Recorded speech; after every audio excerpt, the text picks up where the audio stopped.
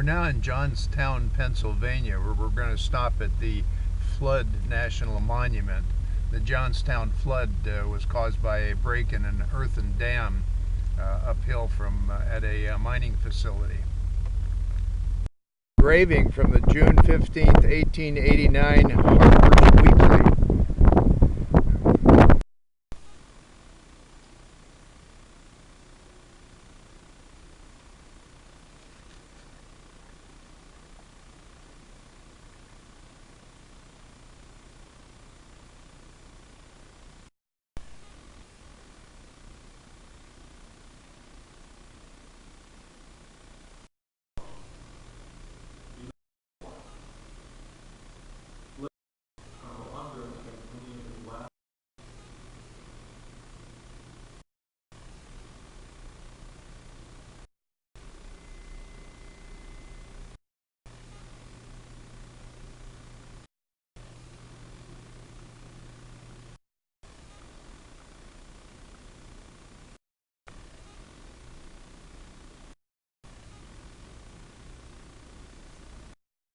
Well, I'm out here in the woods on the Delvecchio property, real near civilization, as you can see, and I've made a little dog angry. But out here earlier with Tim, the historian for the city, he discovered this area here, which he believes is a foundation of a home that could be dating to the 1600s. It's a field stone, which is foundation, which means to say these stones are simply stones that are found in the fields here, and they're relatively flat. They're not completely flat, and they're not worked by man. They're just simply picked up and used. But this is one corner. We started at the other corner.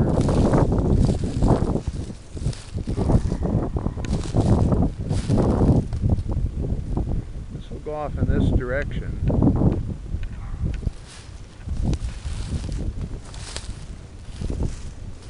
I'm trying to avoid the stickers here. One just caught me.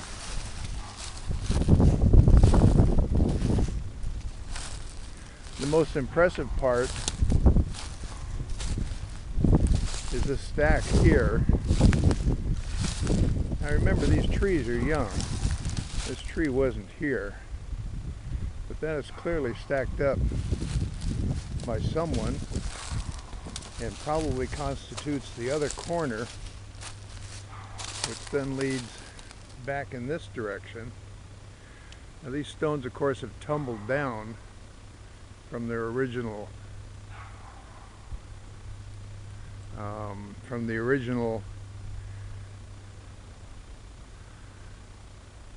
way that they were stacked. Trying to see through the brush here. Part of it's on the other side of a fence. We'll go over and take a look. Now the rocks continue along here, and it appears to make a turn here in the corner, but there's also small rocks going in this direction, leading us to what could be a corner over there, and that would bring us back over to where we started. It's not precise. As I said, the rocks are tumbled around somewhat, but there does seem to be some sort of pattern to them. And interestingly enough, a fellow who wrote a book on the Aylesworth family back in the 1800s, keep in mind this house would have been built in the 1600s, found what he thought was a mantelpiece sticking up out of the ground. And this looks like it could be worked. Maybe a part of the fireplace, but the part sticking out is a mantelpiece. It looks flattened on one side, on two sides, but there's another part still attached to it onto the left you see there. It could have been part of the fireplace, part of the wall. It's really hard to say for sure, but it looks like what he would describe, a corner of a mantelpiece sticking up out of the ground.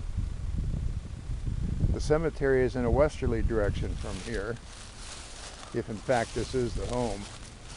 That would lead it downhill into maybe 50 yards away a swampy area. But of course it may not have been swampy back then. We're getting different drainage patterns with all the building that's been going on in the area. But we'll go down and take a look. Now you'll recognize that gray house that I showed you before with the foundation between us and that house. And in a westerly direction, it's been described, lies the graveyard. Now, we're in a westerly direction now, and we've discovered this pile of rocks here. Tim and I discovered this earlier, and these rocks are piled up by man for some reason. And we're thinking that maybe that this area here was the graveyard, and that they removed the rocks so that they wouldn't be in the way. There's supposed to be 30-some fieldstone graves out here, and that's the part that bothers us about this, is we're not finding a lot of fieldstone on the ground.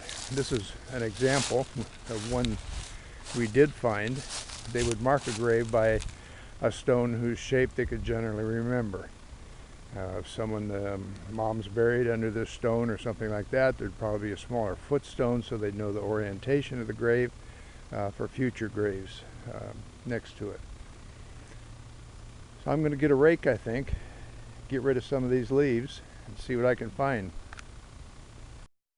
We're at the North Kingstown Public Library doing some research, and it looks so fallish here. I thought I'd take a picture of the library building.